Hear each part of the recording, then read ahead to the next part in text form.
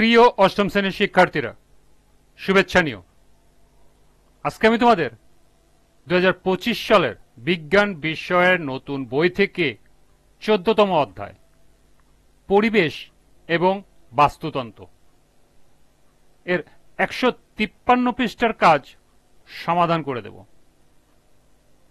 প্রথমে তোমাদের বলবো, যারা আমার চ্যানেলটি সাবস্ক্রাইব করো নাই তারা আমার চ্যানেলটি সাবস্ক্রাইব করবে এবং আমার সাথে থাকবে। তাহলে চলো আমরা ক্লাস শুরু করি।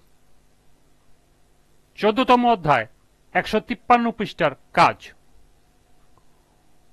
পরিবেশের ভারসাম্য রক্ষায় বাস্তুতন্ত্রের ভূমিকা সম্পর্কে প্রতিবেদন তৈরি করো। দল গঠন করো, যে কোনো একটি পরিবেশের ভারসাম্য রক্ষায় পরিবেশের ভূমিকা সম্পর্কে প্রতিবেদন তৈরি করে শ্রেণীতে উপস্থাপন করো। অর্থাৎ পরিবেশের ভারসাম্য রক্ষার ক্ষেত্রে বাস্তুতন্ত্র কি ভূমিকা পালন করে সে সম্পর্কে একটি প্রতিবেদন লিখতে হবে।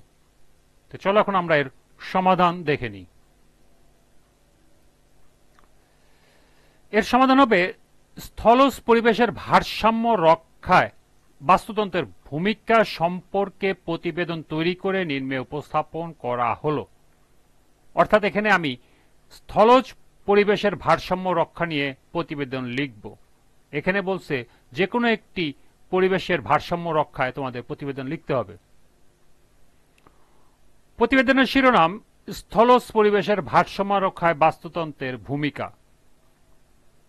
স্থলজ পরিবেশ হল পৃথিবীর সেই অঞ্চল যেখানে জল ভিত্তিক পরিবেশের পরিবর্তে স্থলভাগের উপর জীববৈচিত্র্য, মাটি, গাছপালা ও প্রাণীরা মিলেমিশে এক জটিল ও পরস্পর নির্ভরশীল বাস্তুতন্ত্র গঠন করে।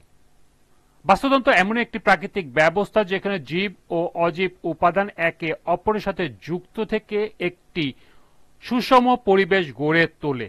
এই সুষম অবস্থানে পরিবেশের ভারসাম্য রক্ষায় মুখ্য ভূমিকা পালন করে। স্থলজ পরিবেশের ভারসাম্য রক্ষায় বাস্তুতন্ত্রের ভূমিকা নিম্নে উপস্থাপন করা হল। 1. অক্সিজেন ও কার্বন ডাই অক্সাইডের ভারসাম্য। গাছপালা স্থল বাস্তুতন্ত্রের গুরুত্বপূর্ণ উপাদান। তারা সালোকসংশ্লেষণের মাধ্যমে বাতাস থেকে কার্বন ডাই অক্সাইড গ্রহণ করে এবং অক্সিজেন ত্যাগ করে। এতে বায়ুর গুণগত মান বজায় থাকে এবং কার্বন নিঃসরণের প্রভাব কমে। 2. মাটির উর্বরতা বজায় রাখা।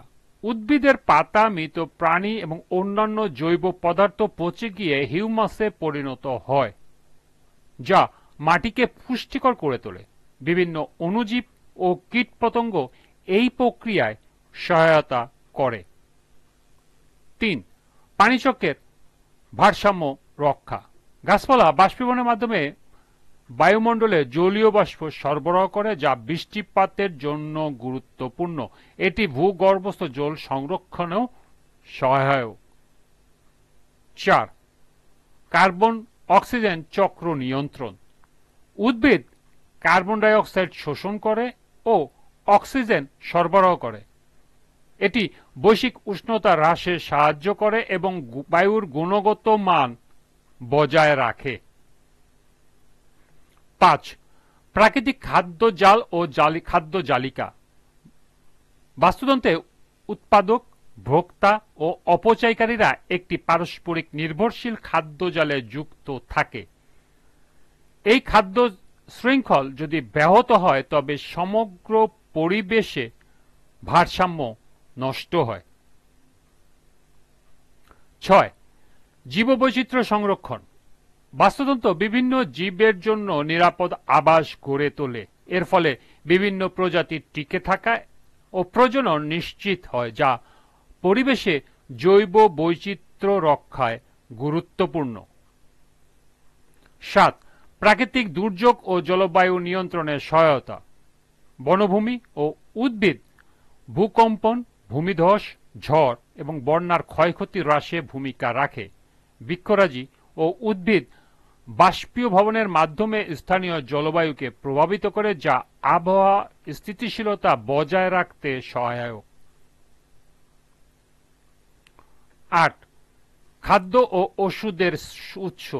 স্থল বাস্তুতন্ত্র খাদ্যশস্য, ফলমূল, ভেষজ উদ্ভিদ ও প্রাণী সম্পদের মাধ্যমে মানুষের মৌলিক চাহিদা পূরণে গুরুত্বপূর্ণ ভূমিকা রাখে। পরিশেষে বলা যায়, স্থল বাস্তুতন্ত্র শুধুমাত্র প্রকৃতির ভারসাম্য রক্ষা করে না, বরং মানব সভ্যতার টিকে থাকার জন্য একটি অপরিহার্য ভিত্তি হিসাবে কাজ করে। এই বাস্তুতন্ত্রকে ধ্বংস করলে পরিবেশের ভারসাম্য নষ্ট হয়, যার পরিণতিতে প্রাকৃতিক দুর্যোগ ও বৈশ্বিক জলবায়ু পরিবর্তনের মতো সমস্যা দেখা দেয়। তাই আমাদের উচিত বাস্তুতন্ত্রের সংরক্ষণে সচেতনতা বৃদ্ধি করা এবং পরিবেশ বান্ধব জীবনধারা গ্রহণ করা।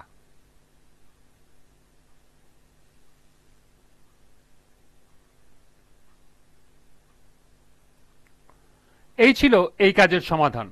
আজকের ক্লাসটি এ পর্যন্তই।